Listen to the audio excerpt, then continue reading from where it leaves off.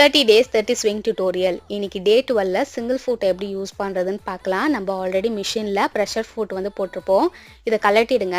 கலட்டிட்டு single ஃபுட்லேயே 2 variety இருக்குது. ஒன்று left hand side foot, இன்னொன்று right hand side single foot. இந்த ரெண்டுத்துலேயும் உங்களுக்கு எந்த போர்ஷன் வேணுமோ அந்த போர்ஷனை கரெக்டாக வந்து ஃபிக்ஸ் பண்ணிக்கோங்க.